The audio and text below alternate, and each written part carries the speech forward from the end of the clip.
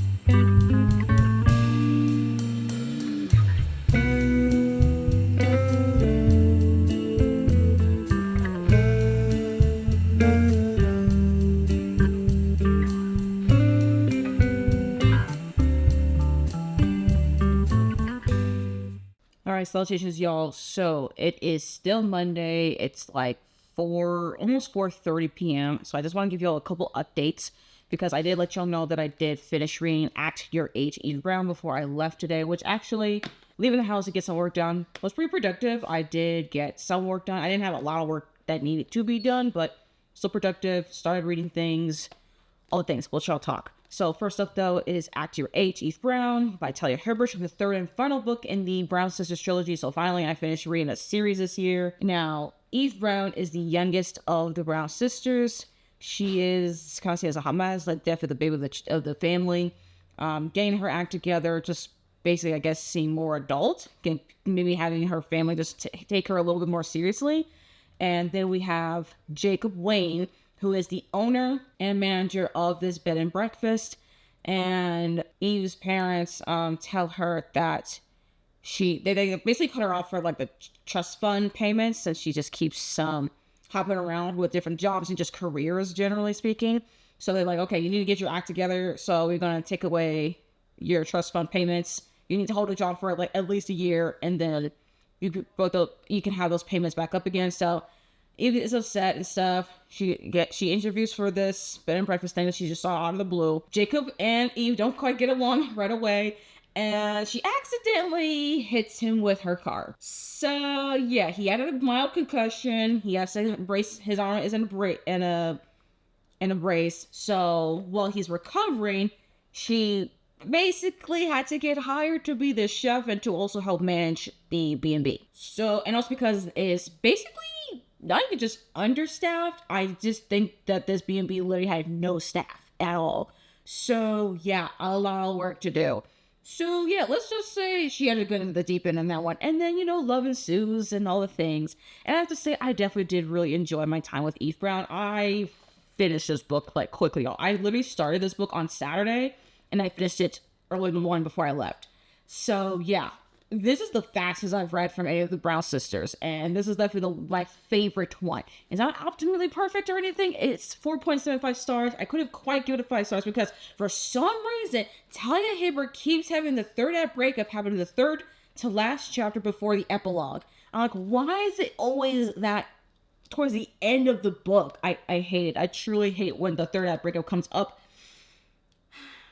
Look, I've been reading these books like back to back throughout the months. Like literally, I read Get a Life, Chloe Brown in March, then I read Take a Hint, Denny Brown in April, and now Eve Brown in May. So like back to back. It was maybe a little bit too close to me reading the books, but I was just so enamored with these sisters and the romances. So we're here, and this is definitely my favorite romance so far in the series.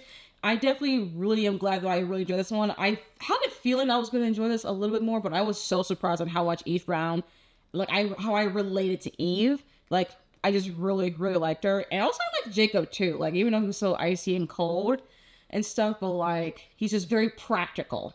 And I'm like, I feel you, bro. I really do. And he just wants to be loved, okay? He's just really intense. He feels his feelings and emotions really intensely and stuff. He has a cold exterior, but he just feels really intensely. And I'm like, yeah, okay. Even the third breakup actually in this book didn't particularly annoy me. It just annoyed me that it kept happening at the exact same point of the story in the other books. But the third act breakup in of itself made sense to me. And I was glad they were able to quickly resolve that. So it all makes sense and stuff. And I'm very happy that I have now finished reading the entire trilogy. So yeah, that's my thoughts on Actor H.E. Brown. Read this series if you have not read it already. And then while I was out and about, I did start reading Disability Intimacy, Essays on Love, Care, and Desire, edited by Ali Wong, because I did do a trial chapter like I show y'all. A Starting Hunger was just not it for me. I'm returning that to the library. But Disability Intimacy, I've read the introduction from Alice Wong, and then I read the very first essay on spooling by Nicole Lee Schroeder, and I would say that was a really good essay. So I'm really excited actually to continue on reading this anthology of essays. And yeah, clearly I'm just in the mood to I guess read some nonfiction. I don't know. I just wanted to read something, one of the books that I have physically from my library, physically with my eyeballs, and just give my brain a break from listening to an audiobook. So this is going to be my most main focus of a read, at least physically.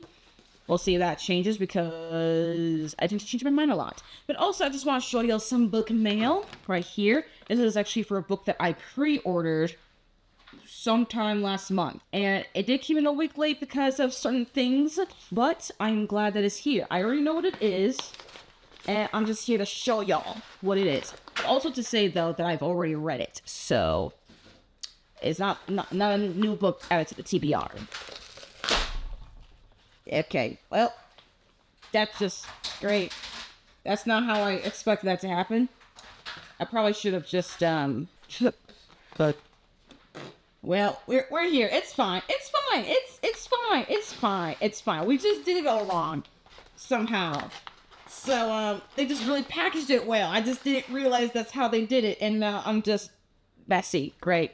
Sorry, Mom. I will sweep up. I promise. It is Modern Divination by Isabel Agajanian. I read this for my Howl's Moving Castle reading vlog video, so check it out if you have not seen it already for my full thoughts on this book, but I did really enjoy it. And now I have a full-on, traditional, finished copy of the book. It did come with some pre-order goodies, so that's also another reason why I also ordered it. I pre-ordered it. So first up, I do have these bookmarks of the main characters. We have Aurelia and we have Theodore. Let's see, did it say something? Oh, it actually even has quotes. Ooh, look at this one. Okay, can you... Camera, focus on the things. Thank you. Oh my gosh. Okay, y'all gotta read that first because I can't read it from here. It's backwards to me. So y'all read that. Maybe you already think I'm a bad person, but I promise you I can be so much worse. Oh, yeah, there you go. Thanks, Mom. Yeah, that's my mom. Anyways, Mama, can you read this one too? Because I can't read this. Rivalry, like love, required some measure of obsession. Yep, there you go. Thank you, Mom. I don't know why the camera was, I don't focus was being weird, but thank you. Ooh, this is really nice though. Yeah, these are really nice. I think this must be the author. I can't remember. Was it the author who drew these? I think it's the author who drew these. I think. I'm hopefully on the screen. I edited it with some actual correct information here. If I'm wrong, but I think the author drew this. Let's see. Oh, I do remember the author draw this one too. Yeah, this one is also from the author himself. So this was also really good. And then we have this one right here, which is from Little Chumora. It's the same artist actually for all the Blake's books for like the interior art design, I think. Sometimes actually someone else, but yeah, Little Chumora also did this one. So this one I know for sure. But yeah, that's why I really want to pre-order because I really wanted this. I have not pre-ordered a book in so long that I pre-order goodies, especially for a book I've already read. Like, yeah, I'm so glad. Totally worth it.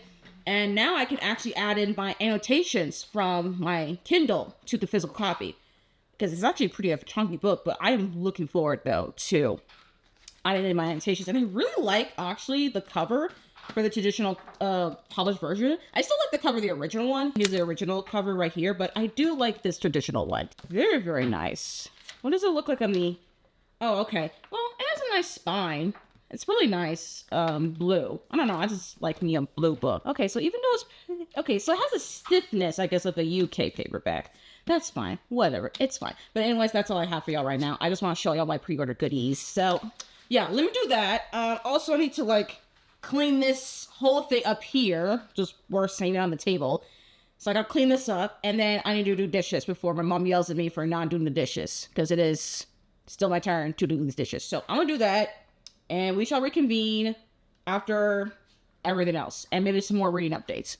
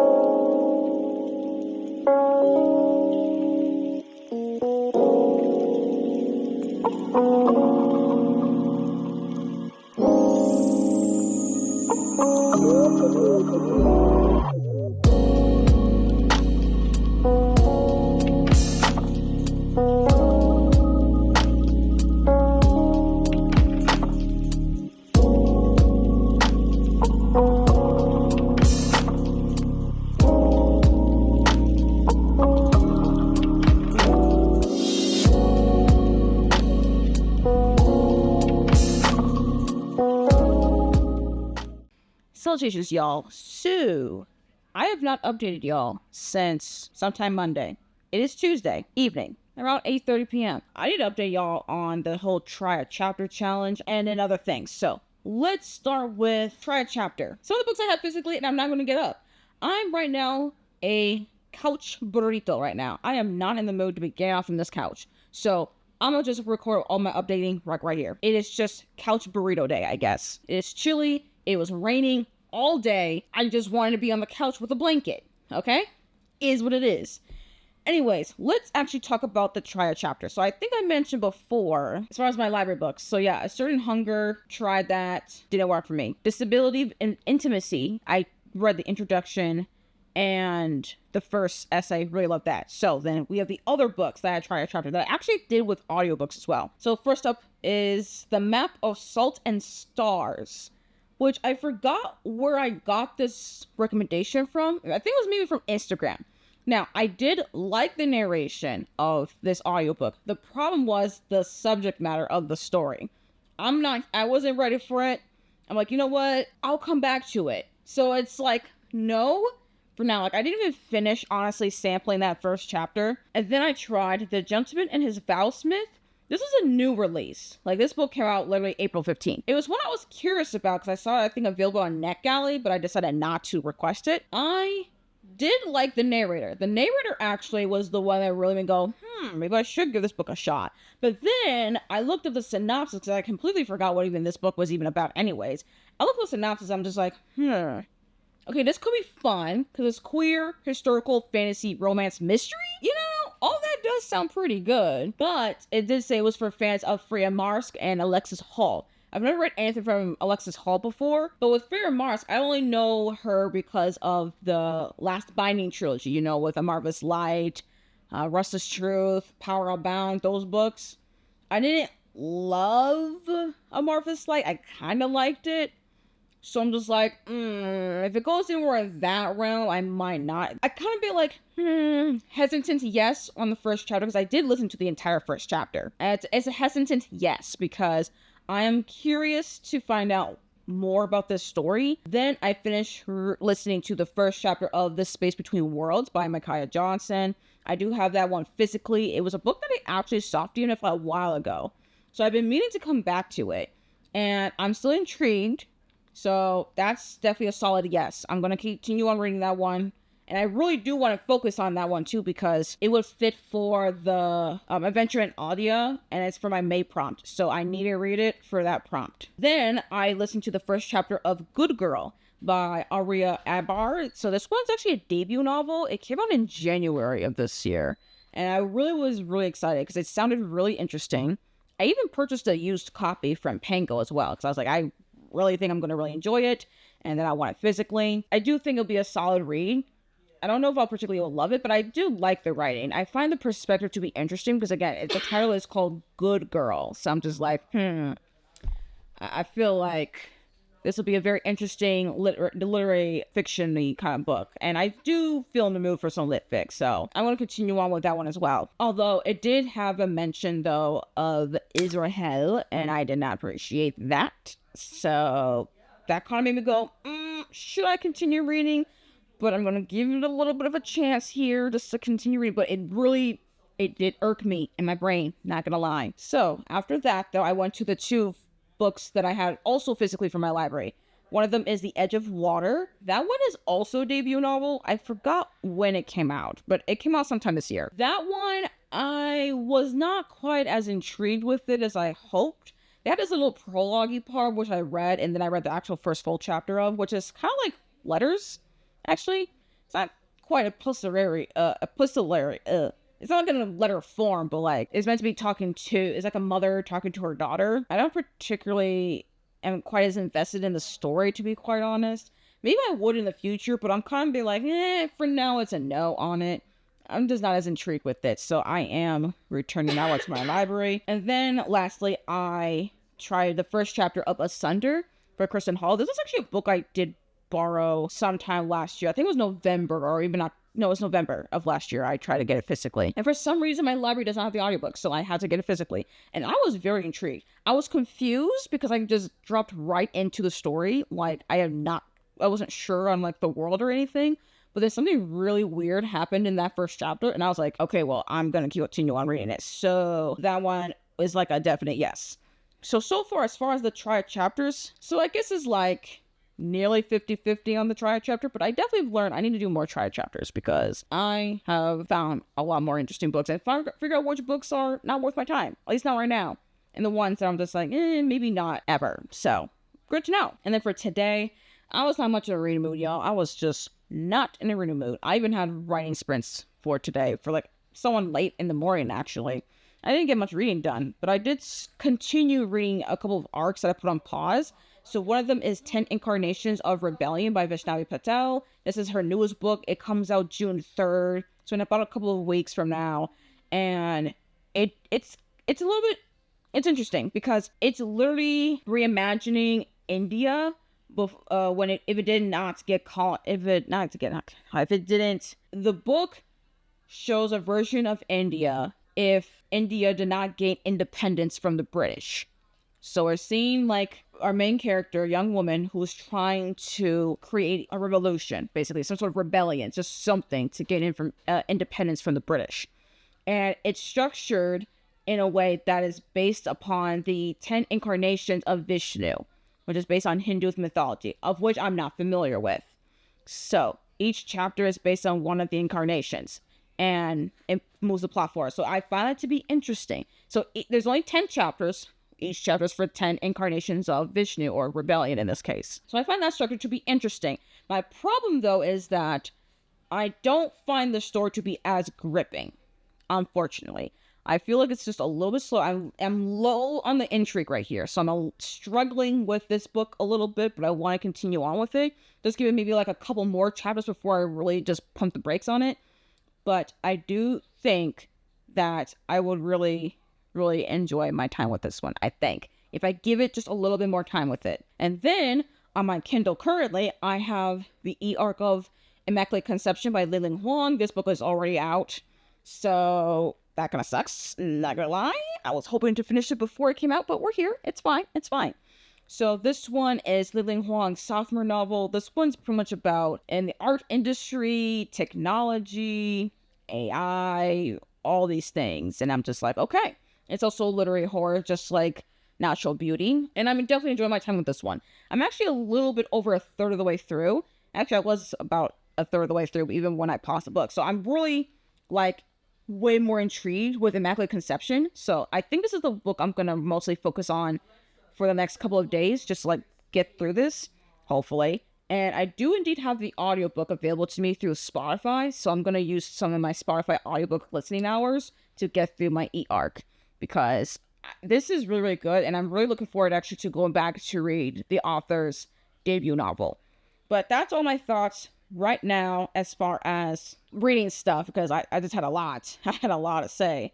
Right now I was kind of playing like Tears of the Kingdom for a little bit, but I'm kind of a little bit tired. I think I'm actually now in the mood to go back to reading now. So go figure, right? But yeah, that's what I'm going to be doing, I think. Focusing on Immaculate Conception, just like get further into it. So yeah, I'll update y'all, I don't know, maybe tomorrow. Hopefully, if it doesn't rain much, I can finally go to the library and to return some things, because I really want to return, Edge of Water, A Certain Hunger, and then, of course, return After Your Age, Eve Brown as well. I want to return those 3 books to the library, and then I need to pick up a book, so gotta be doing that. But unfortunately, if it rains again, I'm gonna have to wait till probably Thursday, because I don't think it's gonna rain Thursday. But hey, if it rains tomorrow, more opportunity for me to read Immaculate Conception, give you a reading update. Hopefully I finish the book. Call that a win. So we shall see anyways. But yeah, that's all I have for you right now. Sorry for this very long update, because I had a lot to say. All right. But yeah, I'm just going to continue on being my couch burrito status over here, and we'll we'll talk again very, very soon.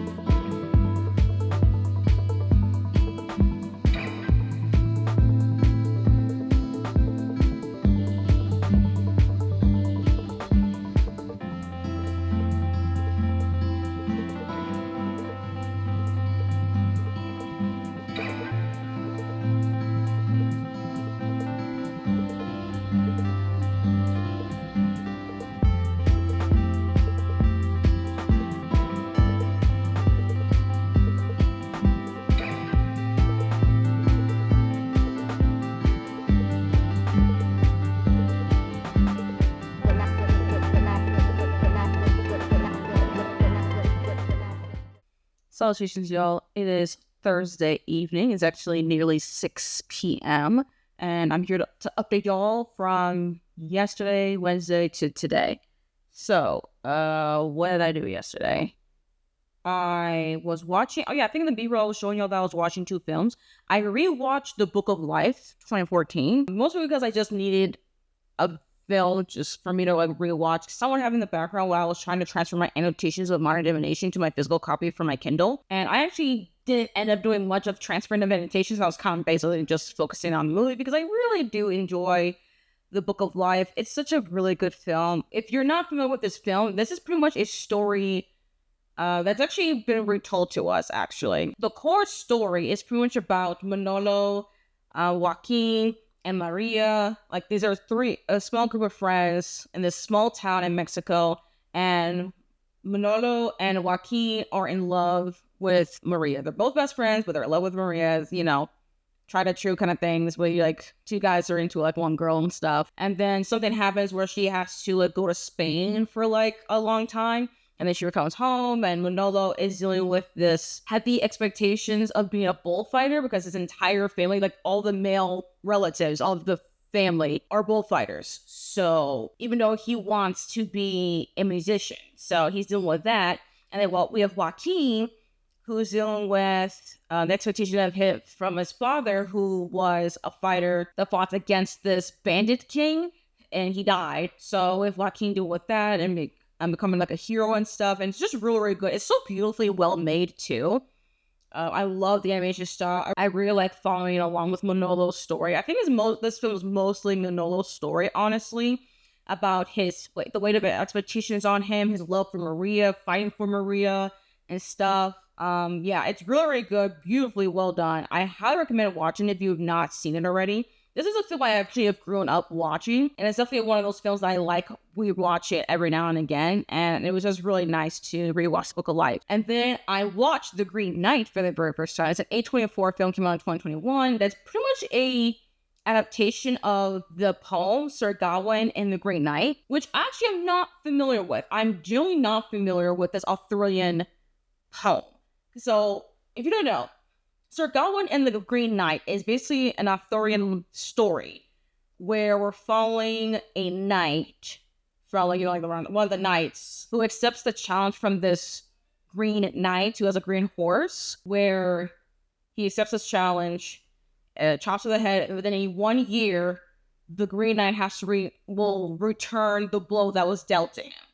So after Sir Gawain chops the Green Knight's head off, he has a year before he has to meet the Green Knight, and the Green Knight's gonna chop off his head. Like I said, when I heard that part of the challenge, the game, whatever blow has been dealt to me, I'll dealt it back on you in a year's time. I'm like, okay, well, obviously you're not gonna cut his head then, right? Sir Gawain cuts his head off. Don't cut the head off! I'm just like, if you don't want your head cut off in a year's time, don't cut off his head! I'm just saying. But then again, a challenge like that is very odd. I do find that challenge presented, though, very, very odd. But anyways, that's where the majority of the film is basically just this adaptation of this poem that I'm not familiar with. Now, my thoughts on the movie itself, I am still trying to wrap my head around it. Not going to lie. I did enjoy it. I did like it. I really like how well shot it is. The cinematography of the film is really, really good. There's a lot of darkness, though. I do find the film not just dark like in subject matter, but dark in just like the shots. Like I'm like, it's so dark, which is why when I watched it at night, I even turn off like all the lights just to receive. But even when I turn off the lights, it was still hard to see. That's telling you how dark it was. And then there'll be moments when it's super bright. And I'm like, okay, I like the idea of the contrast here, but I wish I could still be able to see a little bit more, you know what I mean? So there's that. And also, it was also really kind of weird, too, because I felt like, okay, I know this is Arthurian, but like, I wasn't sure there's going to be magic involved. So there is some fantasy elements here and there as well. I mean, the fact that even this Green Knight existing, that's one thing. I have also found Sir Gawain to also be interesting, because I'm not really sure, honestly, the difference between the original poem versus this adaptation. So I'm not really sure about, like, what to really say about the film that's, like, deviates or not. But a lot of the film does like to focus on the fact that Sir Gawain has this inner turmoil of him that he wants to be like a knight. Because in this adaptation, anyways, he's not a knight. He's like a relative of King Arthur. So there's that. I think this is his nephew, which I think is canonical to the original poem. I think. Generally, I do not know. If any of y'all are familiar with this poem, Sir Gawain and the Green Knight, please let me know. If you're familiar with this film, also let me know your thoughts on it, because I genuinely I'm still trying to wrap my head around it. I'm not quite certain if I really fully understand it. I still liked it, well shot it is, and I found Sir Gawain's journey to be compelling. I just found parts of it to be a little confusing. And maybe that's because of the fact that this whole journey is a game in and of itself. Because, like, why on earth would you come into King Arthur's round table and you out here, say, posing a challenge or this game of, hey, whoever blows out to me, I'll deal back to you in like a year's time. Like, I don't even understand that aspect. Like, why would you pose that? So, I don't know. I don't know. There's just bits about the Green Knight. It's in of itself, I'm not certain about. Like Sir Gawain, I think I kind of get about his journey.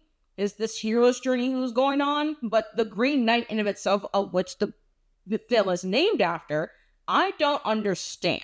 So I definitely think I need to do a rewatch. I did return the DVD though because it's actually been renewed several times, and I really want to return it sooner than later. But I do see myself rewatching it again in the future, just to get a little bit more clarity, and maybe hopefully with some time away from it, I can really process what I just watched. Because I still think it's really good. I think it's worth watching if you haven't checked it out. But I was just really, really confused. So yeah. Something to recommend. I didn't really rate it on Letterboxd. I just liked it to kind of give like general thoughts. But I'm definitely going to rewatch it. And hopefully on my rewatch, I can give like a solid rating. But anyways, that's pretty much what I did yesterday. And then I went to the library today so that I can continue on reading Immaculate Conception by Lilian Huang. And I think I showed in the B-roll that I did finish reading the book. So this book here is interesting in the sense that the synopsis does reveal more than you should knowing going in. I think the synopsis gives you enough, like there's parts of the synopsis that gives me enough intrigue to even pick up the book, but I do think it did spoil certain things, especially that since those certain things don't really come into fruition until the second half. So beware if you do look up the synopsis of this book, beware on the synopsis because it does spoil things, not gonna lie. So I'll try my best to talk about this, to kind of give a synopsis of my own. I'll try my best with that. So this is a story where we're following Enka, who is an art student. She wants to be well known for her art, but then she meets this like art prodigy Mathilde, and she pretty much gets very jealous. She feels a sense of envy, this sense of comparison, and this way that she feels like she's not really a great artist unless she has that brilliance of Mathilde. And that jealousy pretty much rots within her, that even though when Enka and Mathilde become friends, that sense of jealousy corrupts her. It doesn't help either, too, with like how the art world in and of itself and the art industry also changes over time, where there's a certain technology that you can basically steals art from other artists, and that even when you do create this art, it makes it seem as if you're not really original. There's also a lot of talks about originality, AI, generative AI specifically, technology, and what it means to be an artist, and how to create art. That's a lot of topic. That's a big major several themes actually for this book. But also it does feature a prevalent toxic friendship, so that's when you don't want to read, maybe don't read this one. But it is a weird literary horror as well. So this is definitely one that I would recommend a lot of people who are into a little bit more of literary horror to read if you are interested. Although I will say that the horror is not going to be quite what you think. There's other horrifying aspects that's happened throughout the story, and I do like those horrifying aspects, but I will have to say I'm not familiar with the way that Lilian Huang writes horror. I haven't read Natural Beauty, which is her debut novel. This is her sophomore novel. This is my first time ever reading anything from Lilian Huang, but I will say I will read more. I will definitely read Natural Beauty and wherever else comes next after Immaculate Conception. Because even the titling itself, because there is a point in the story where we get the actual title drop basically, and it is so fascinating. A lot of this book is, I feel like the horror aspect of this book is basically about how there's need to create in an industry that requires you to pump out art while also taking something away from you. I think is quite horrifying. And it's not just with the generative AI part, but it's also this feeling lesser than, comparing yourself, the jealousy, the envy, how that corrupts you as an artist, and how it corrupts other people around you. I think that's actually the most horrifying aspect about this story. And I found that to be very, very fascinating. And I also really liked it how Lilian Huang's writing was so easy for me to just get into it. Granted, I did start reading this book in April, so it was also a little bit during my reading slump, not gonna lie. And I did have to get the audiobook just to get me to get back into it a little bit again, but the writing style is still simple enough. The audiobook is kind of fine. I don't really particularly love quite the cadence of the narrator. I think the narrator's narration is fine. It's just the cadence of it is a little bit slow, so I really had to speed up the audiobook. But the audiobook is fine if you just stick to the audiobook. But I do recommend me reading this one with eyeballs if that's your preferred method of reading. And while I did really like the topics and discussions that Li Kwang goes about it, I didn't quite find it as, I guess, deep as I would have wanted to. I don't know. There's something about it that was just kind of missing. There's a certain depth that I really wanted the book to explore a little bit more. But my brain is still trying to wrap around what that is specifically. Regardless, I did enjoy my time reading Immaculate Conception, and I will be reading more from Li Kwang in the future. So I'm giving this book 4 stars. Solid 4 stars. Maybe even 4.25 if I feel like it. But I am so glad, though, that Dunton gave me an e-arc in exchange for an honest review. So very, very happy about that. So after I finish reading Immaculate Conception, actually, even on my way to, like, walking to the library and stuff, I was listening to The Space Between Worlds by Micaiah Johnson. I do have it physically, but I would just stick with the audiobook, honestly. I am liking the story. I'm reading it mostly so that I can feel for the adventure and audio prompt for reading the dystopian. And for this one, this was a book that I think I DNF'd 2 years ago. Yeah, 2 summers ago. I DNF'd it. I don't remember why I did. Maybe it was because I wasn't in the mood for it. This one, though, I am a little bit more intrigued. I am quite intrigued with, like, this version of the dystopian world, especially with the different multiverses. I found that to be very fascinating. And I'm not quite far into it, honestly, to have more concrete thoughts, but I am enjoying it. I like the narrator, so there's that. And I also know that a lot of people who've read this really love and enjoy it, so I think I'm also going to enjoy it too. I don't know if it'll be a favorite or anything, but I think this will be one that I'm going to stick with. So we'll see how much I get into the Space Between Worlds. But that's all I really have for you right now, honestly. For tonight, I think I will continue on with transfer my annotations of my information from my Kindle. I'll be doing that. But also I need to write my review of Immaculate Conception onto my reading journal and also write that out. Also a graph and NetGalley and also a draft one for Instagram. I gotta do all the review things. So I need to do all of that for Immaculate Conception anyways. And then maybe after that, then I can get back to transfer my annotations of Modern Divination. And then I think I also want to watch another movie. We shall see. A lot of things to do. It's a lot. Truly. A lot of things to do. But I hope you all are still enjoying this vlog. And I will definitely talk to you all with one more update. And then we'll close it out tomorrow.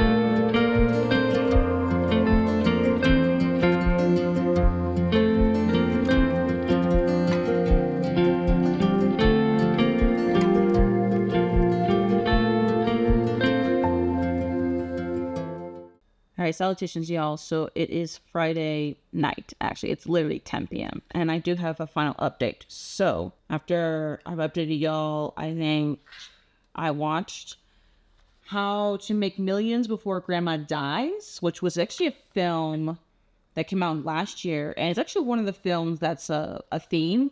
One of the themes. It's a part of the major theme for the 2025 Asian Readathon. Honestly, I did like this one.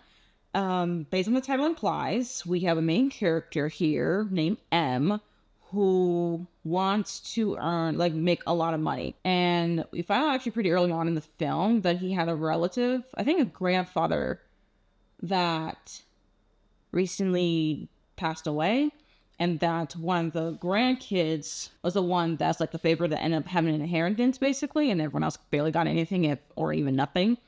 And so he's trying to like, I guess, win over his grandma so that he can make millions before she dies. You know what I mean? So that's the idea. But really, it's really a family film. Honestly, it's really about like love, familial love, not just the importance of it, but just like how to care for something like that. It's very much slow, slice of life, character driven kind of story, and I did really like it too. The entire film actually is spoken in Thai with a little bit, I think, of some, I don't know, I think Mandarin dialect a little bit, since the characters are Thai and Chinese. So as far as like for me to like watch the film, I have to have it in English subtitles. But one thing for sure that I did like about it is really following M and just seeing him really learn to like grow to care for his grandma. Like he is taking care of her basically, being there for like living with her, making sure she's like setting up her small shop and doing all these errands and stuff. And I see M grow as a character as well, to caring more about like grandma's like needs and stuff and what she wants, and advocating for her a little bit as well, even to like the rest of the family. As far as the grandkids are concerned, I think he's the oldest grandchild on that side of the family, at least with this particular grandmother. So yeah, and it seemed like they were pretty close as a child, but I don't know, I guess time just went on, so there's a bit of a gap for me there as far as understanding some backstory and emotional depth. But besides that, though, I think this is a pretty solid film. It's very emotional, though, prepared for that. I didn't particularly love it, though. I don't know. I just wasn't really in love with it. I really do appreciate for what the film was going for and the kind of characters and all the things that's happened in it. But besides that, I didn't particularly love it. I did enjoy it, though, despite the fact it was really, really sad. So I give it like 3.5 stars on Letterboxd. One to really watch if you have not seen this film. I do recommend, especially if you can get your library to purchase the DVD. I think it is worth your time. And then I think I switched over to just reading The Lotus Empire.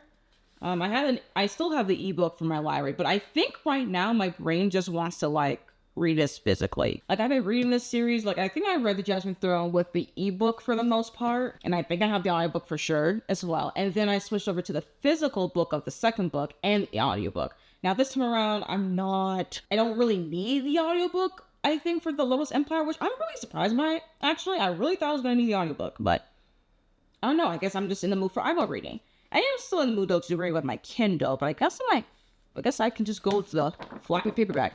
But so far, though, I'm definitely like a third of the way through, for sure.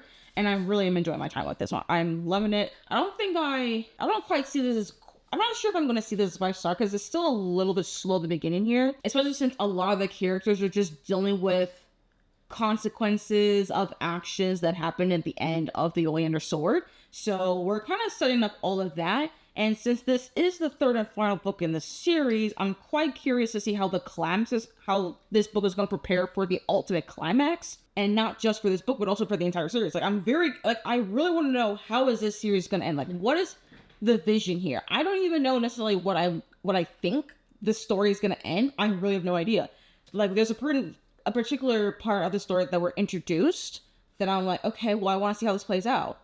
Especially with like Priya, Malini, and Bhumika, and then even Rao, and like a couple other characters. I'm very curious to see how this all goes. Like, what's the ultimate goal? I don't think I'll figure all that stuff out until maybe halfway through, which I'm curious about, actually. I'm very curious to see what I will really think about this story and how it's going to end halfway through. Because halfway through a book, especially in a fantasy book this long, halfway through is where I'm like, okay, we see all the pieces.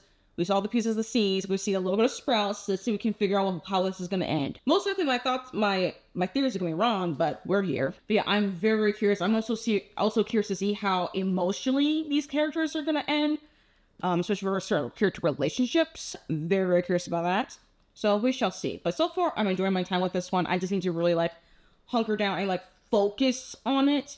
Maybe for the weekend I could. We shall see. And then I think I was doing a little bit of reading Good Girl by Arya Abar. I didn't read the first chapter for that Try a Chapter challenge, and then I decided to actually restart the book. So I reread the first chapter, and then I read the second chapter. And now I'm even more interested actually in the story, because the first chapter I was just like, wasn't sure what to really expect. And then now I'm like, okay, I read the first chapter. It's been a couple of days since I did the try chapter. So I was like, okay, let me just reread the first chapter and continue on.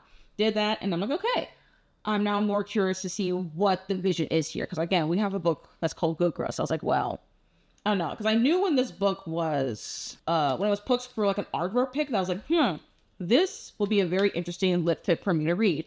And it is just straight up literary fiction. It's not, there's no particular time of which we're following this main character here. But I do know, though, is that this is an Afghani German college student, basically, just trying to go through her life. And she's really, really young. Like, she's 18, 19 years old. And I'm like, damn, girl, you are like a few years younger than me.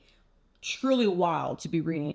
And to be seeing all the things that currently what I'm seeing, what she's the situation she's getting into, I'm just like, ooh, yep. All right. Well, looks like this is going to be a self-discovery journey here. But I still think, though, that this will still work for me. I do like the writing, and I do also like the narrator as well. But I'm also not holding on too strongly, though, on the audiobook narration. I actually really could probably read this with my eyeballs. It's just a matter of preference for me.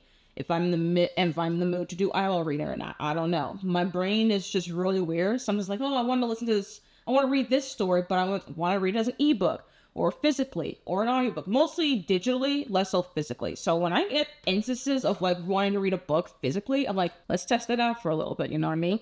Mostly with The Littlest Empire, but then again, it makes sense because I have been reading much of this series already. So like my brain's like, okay, we kind of got the feel. So let's just get right into it. And with Good Girl, this is just a completely different genre than like what I usually read, you know, like fantasy and stuff. So my brain already wants to just like read this with my eyeballs. So we shall see on how all that goes as far as format. That's pretty much it, y'all. That is literally it with this video diary. I have no idea how long this is. I just don't have a lot of footage. So if you're still here, thank you all for watching. Now let's do just a little recap a bit of what I've done in this video diary.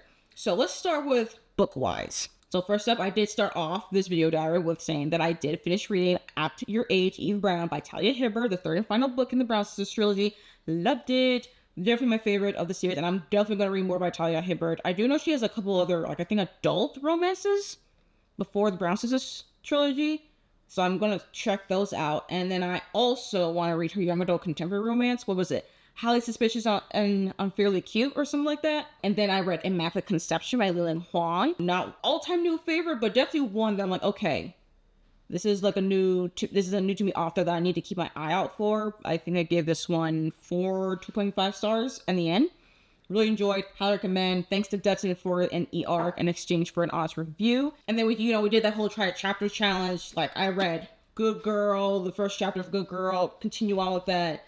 Other books, Disability Intimacy, read the introduction and the first essay, which I will continue on with that.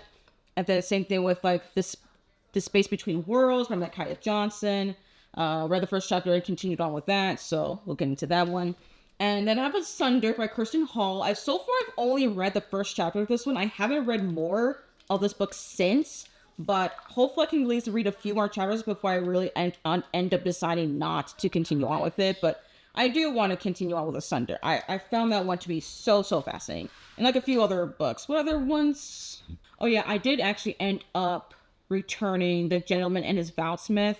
I just returned it to the library because it was due pretty soon. And I'm just not interested, honestly, in the story. I mean, the narration is pretty solid. I do like the narrator, but I'm not as interested in the story, honestly, after that first chapter. So, yeah.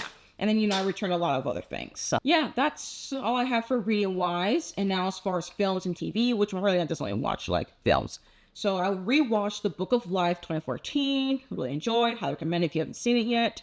The Green Knight 2021. Definitely one I enjoyed, but I definitely need to rewatch to get my bearings on it a little bit more. And hopefully I can also read the original poem to get a little bit more context. And then recently just watch How to Make Millions Before Grandma Dies, which came out last year. If any of you watched this one too, also let me know. I'm actually very curious if anyone's even seen this film yet, or if you plan to. Very curious. Or if not, it doesn't seem like your thing, let me know regardless. That's all I really have, y'all. This is my little stack of things we have here. Something we've consumed and finished, and then, we have a couple other things that I did consume in here that I don't have physically, so that's that on that. But anyways, again, thank you all again for watching this video. Like it if you like it. Comment down below any of your thoughts on what I've read, try a chapter, all the things. I'm very curious actually about your thoughts on this video diary. Also, if you're new here, you like my vibe, you like this kind of content, consider subscribing if you really want to. And if you're in this part in the video, you're not sure what to say, but you want to leave me an emoji to let me know you're here, I feel like we have to give some sort of like an art emoji. So like a painting, like a palette, portrait, even music as well for actor H.A. Brown. So any like art, like visual art, music related emoji, I think will work pretty well. And again, thank you all for watching this video, and I hope to see you all in my next one. Bye!